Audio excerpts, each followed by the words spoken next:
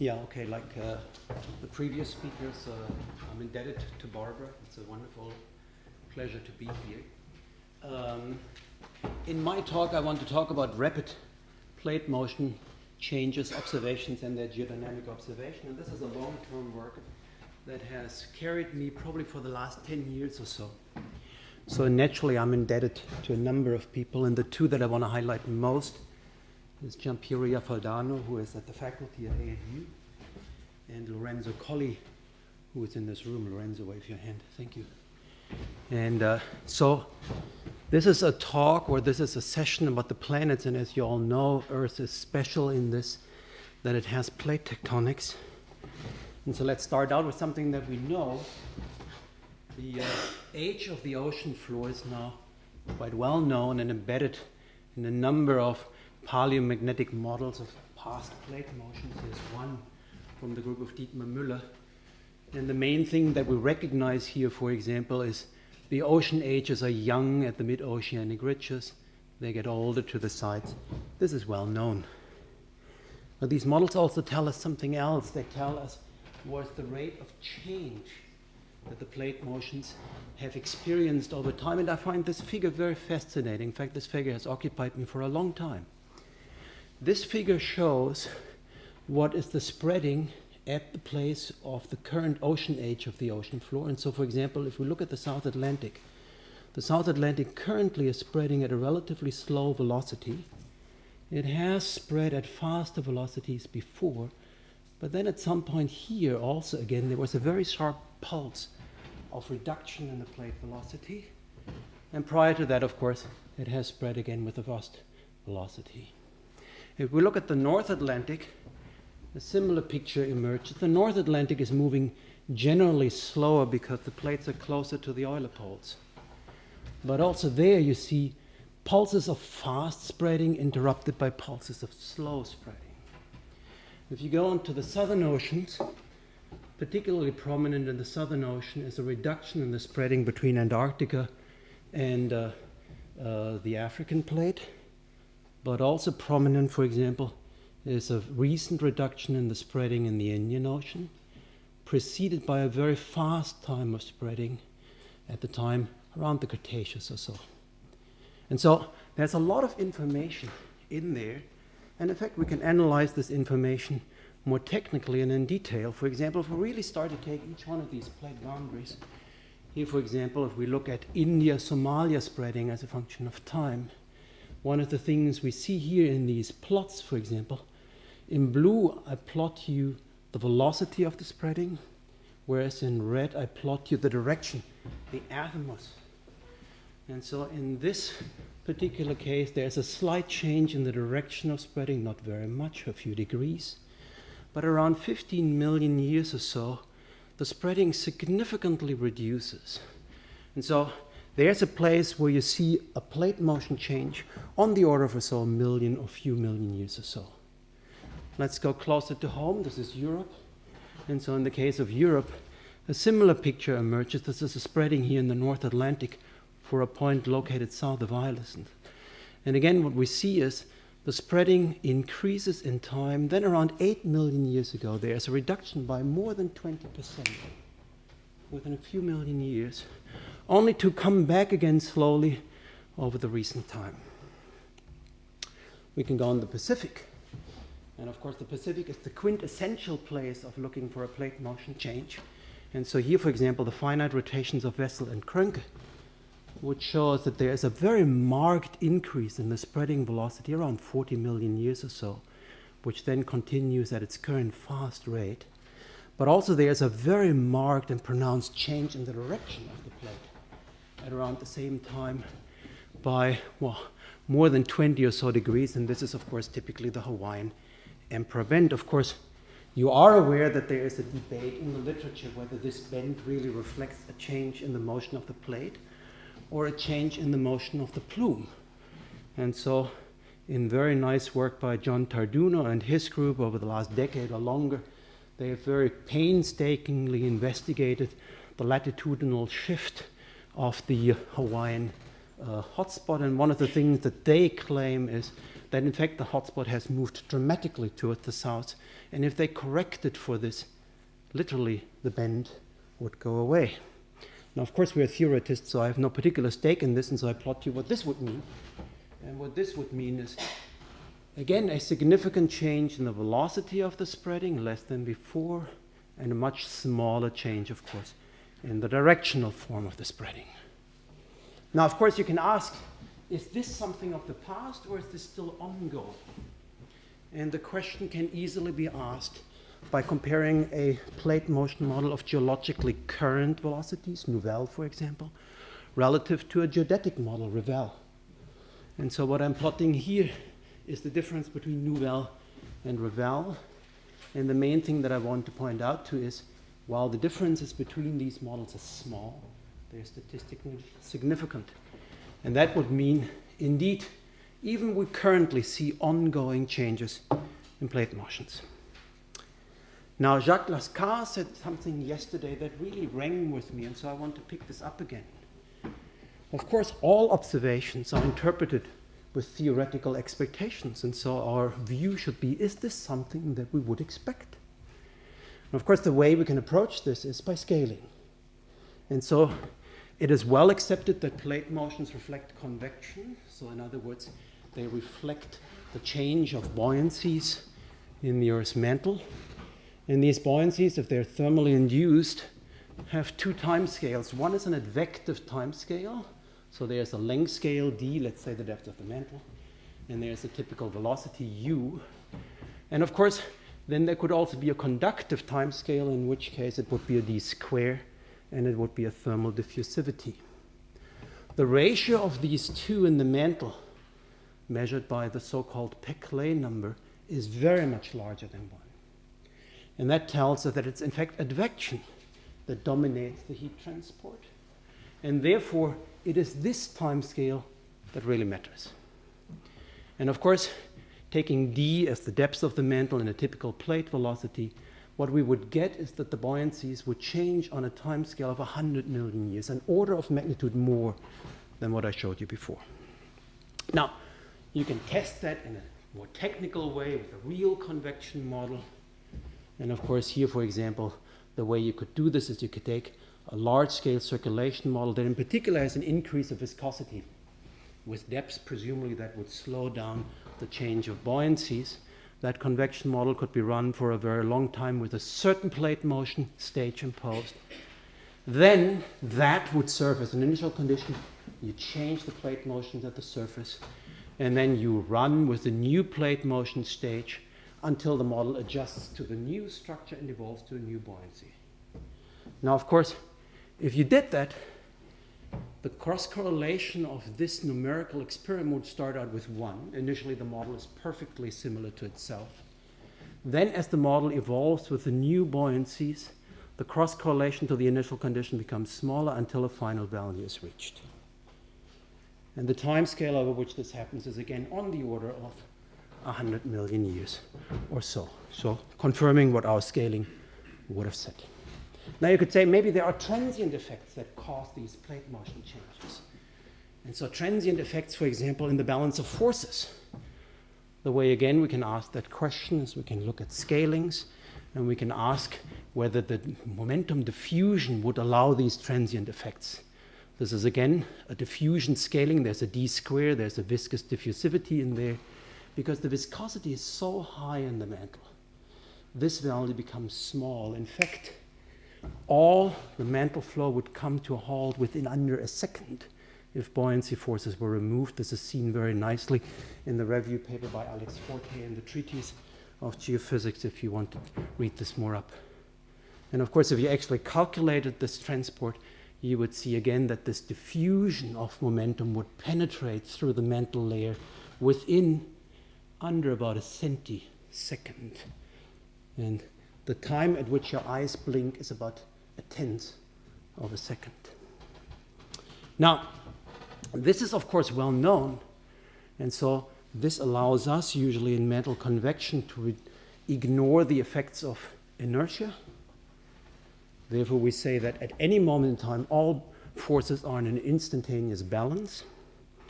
And so we say that in fact, we can take all these forces and sum them up if we wanted to compute the velocity of a plate. For example, ridge push forces, Basel drag forces, redrawn here from the classical paper of Forsyth and Ujeda. In fact, this figure to me simplifies exactly what is so difficult in understanding plate motions. If you wanted to model plate motions quantitatively, you would need to know all these forces to a very high accuracy. And of course, that is very difficult to do. Now, let me return to the plate motion changes. I told you that while plate motions sum of all torques together, plate motion changes really only sum of the changes in the torques over time. And in fact, often it is easier to assess the variations rather than the sum of all the torques.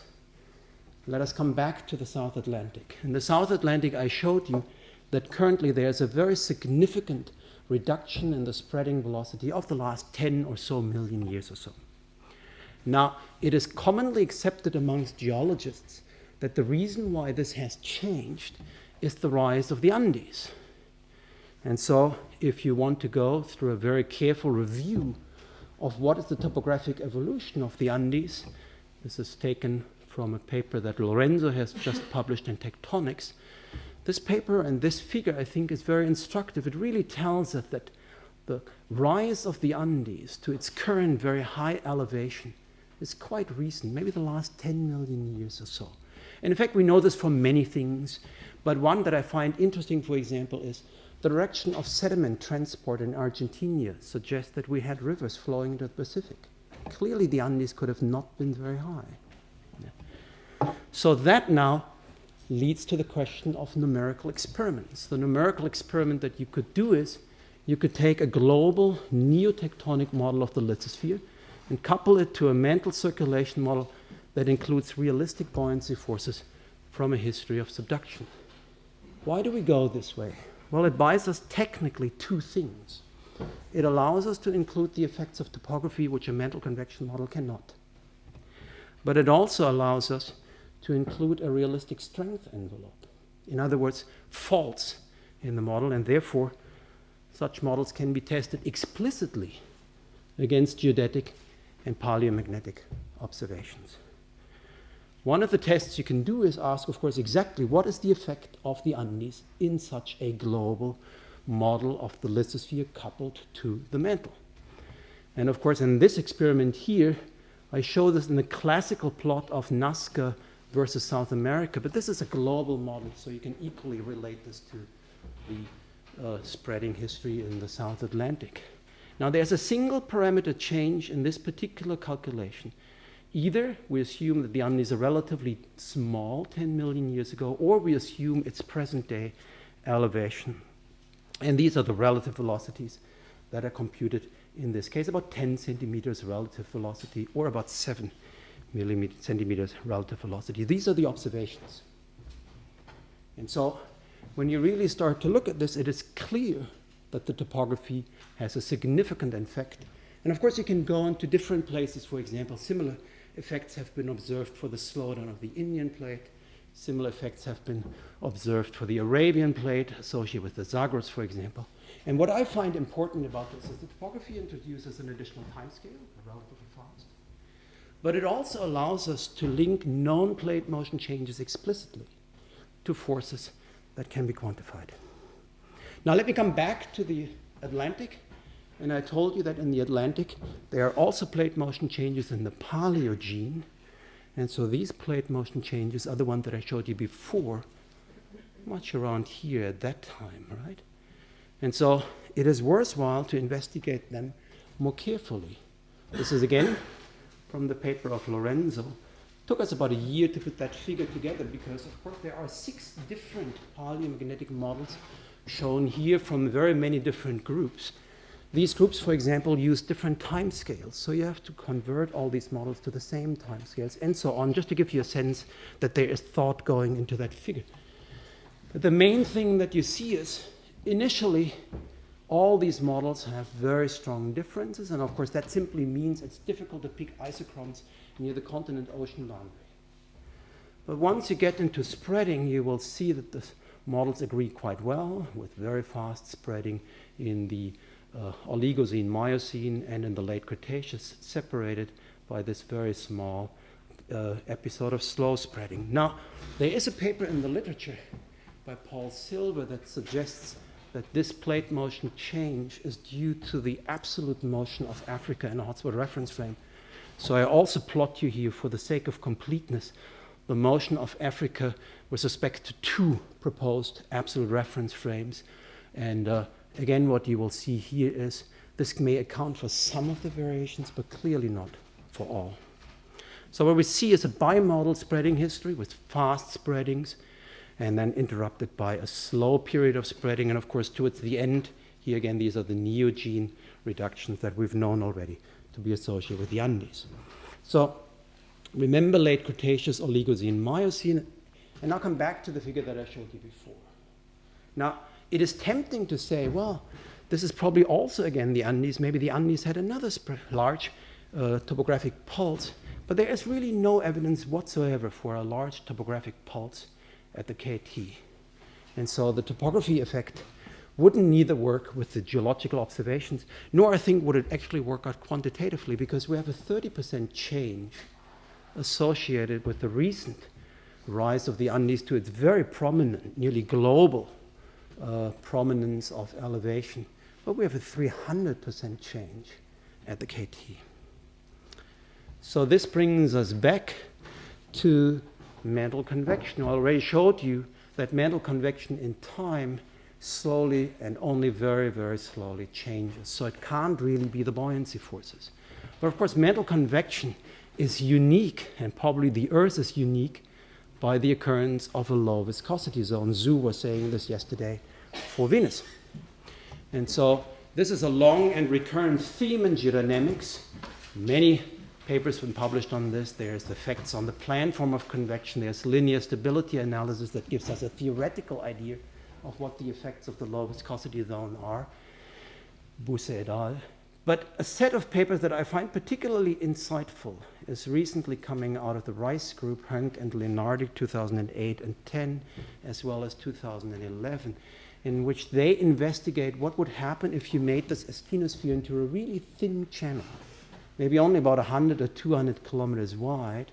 And plotted here are the temperatures in the model, as well as the horizontal velocities plotted along vertical lines. This is difficult to say, so I blow this up. And so again, what you see here is this is a simple Cartesian convection model, and I want you to focus really on the velocity profiles. The flow is going this way. You can see that by the horizontal velocities profiles are pushed a little bit this way, and the upper mantle, they're going this way. But then the flow is really channelized into this really small, thin channel. And it's essentially describable by a relatively simple fluid dynamic model that is well known, Poiseuille and Couette. And these models I find very intriguing because they allow at the end some relatively technical forecasts. Now, it is also well known that it's difficult to know what is precisely the depth of the asthenosphere.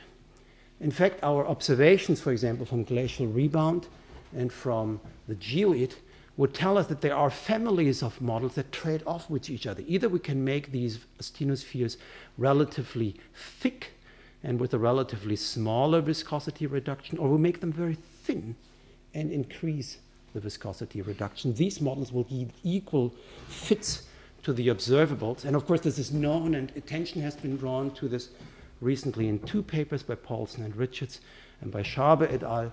And the main thing that I want us to take from this figure is the trade-off of the depth relative to the viscosity reduction goes with the cube of the depth. So if we made the depth of the asthenosphere only by a factor of 2 thin, we would have to reduce the viscosity by an order of magnitude. So this is a very strong effect. And so how would we choose? Now, Barbara's group has done really nice and impressive work by looking at surface wave tomography. And one of the things that they observed in a number of papers, and I think this is really important results, is that indeed there is evidence for a channelization of the flow beneath large oceanic basin. This here, for example, is in the Pacific.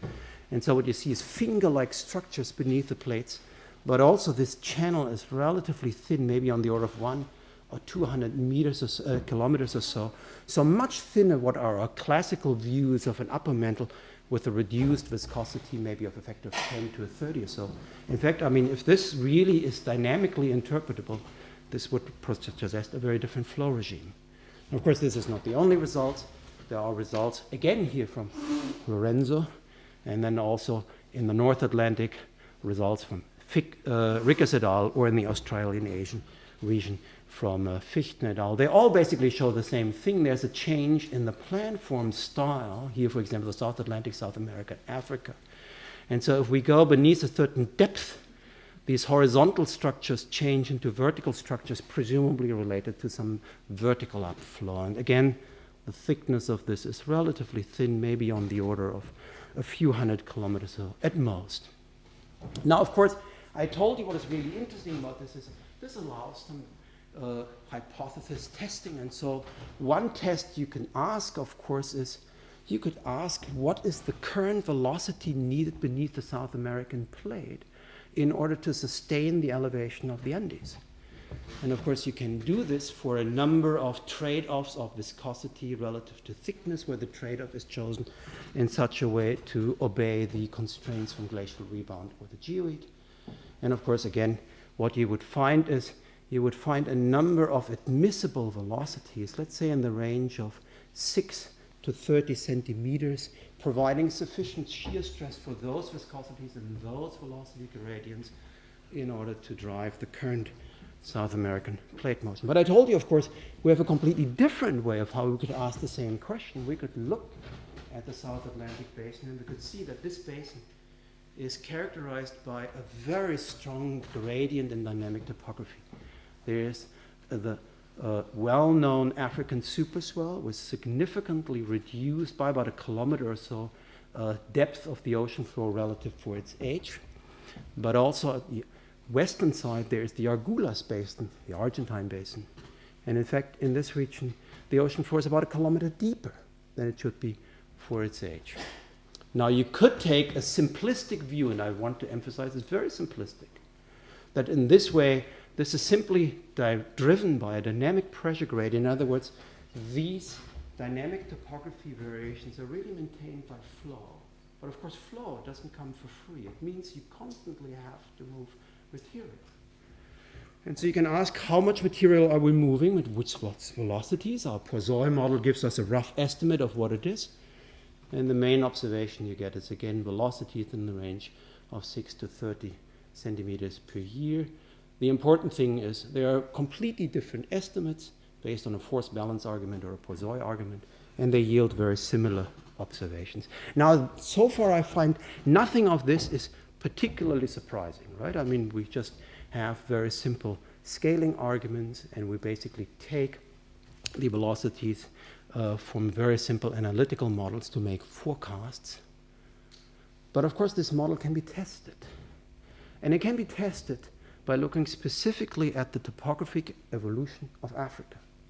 Now, Africa is really a place in which the debate on topography has yielded two completely opposing views. There's a very classic view that said that the African topography is Mesozoic, essentially associated with the opening of the Atlantic. But there's also an opposing school that says, no, the topography of Africa is very young, Cenozoic. And in fact, this is most prominently expressed by Kevin Burke, and many of you know Kevin. He can be very vocal, and so he is some person that can bring his views to significant attention. But of course, we're still left with the view of how would we choose between these two? And of course, there is a very clear prediction from everything that I just told you. What I told you is that there is flow in the South Atlantic that is driven by a pressure gradient, and that flow produces basal shears beneath the plate. So if the plate is changing its velocities, it means the basal shear has to change. If the basal shear is changing, it means that the driving pressure gradient has to change. And so the forecast has to be, there can't just be one uplift period. there must be two uplift periods in Africa. And so now there was a very fortuitous set of coincidences in the fact that both Germany and France have in the last 5 years or so had major programs on the history of Africa. In the case of France, it is the Topo Africa project, guided by François Guillochot at the University of Rennes, which was basically charged by NR, I believe, for investigating all over the continent-wide, what is the uplift history of Africa. Re-examining a lot of dates, and in fact, when I talk with François, I'm always amazed the kind of things where he has been in places where it's probably life-threatening even to be these days. So it's a fascinating story of telling you how difficult it is to get geological data. To make a long story short, what you emerge from this is that there is a late Cretaceous uplift period, well known, as I said before, but in addition, there's also an Oligocene Miocene uplift period.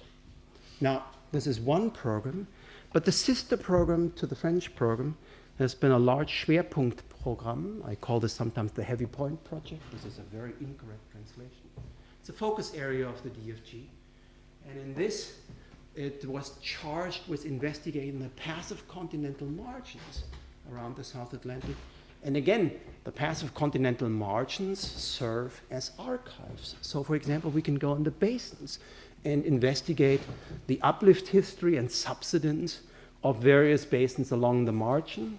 And this is very fresh, young work. In fact, I received this from Magdalena Scheck-Wenderoth at the GFZ maybe only about 4 or 5 months ago.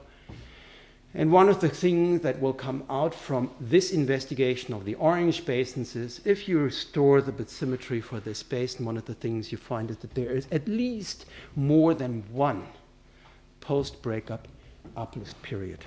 Now, in addition of this, there's also the group of Becky Flowers, who has been funded by the National Science Foundation, equally with looking at Africa. And in a paper that has just come out last year by her graduate student Stanley, again, the conclusion from that work is to say, investigating kimberlites and then the uproofing history of these kimberlites, what you find is, again, two main elevation ages, one centered around 100, the other one in the Cenozoic. Now, let me wrap this up and come to my conclusions. Now, my conclusions simply say, on the one side, rapid plate motion changes, I believe, hold key information of how to think technically about plate boundary forces and mantle flows. In other words, they really allow us to think about plate tectonics as geophysicists. Some of these plate boundary forces are related to topography. And I find that this statement has far-reaching implications, for example, for the self-consistent modeling of plate tectonics. If we wanted to model the history of plate motions, these histories would have to include a history of topography. The history of topography reflects a history of erosion. The history of erosion reflects a history of climate. In other words, we would have to couple mental convection models to climate.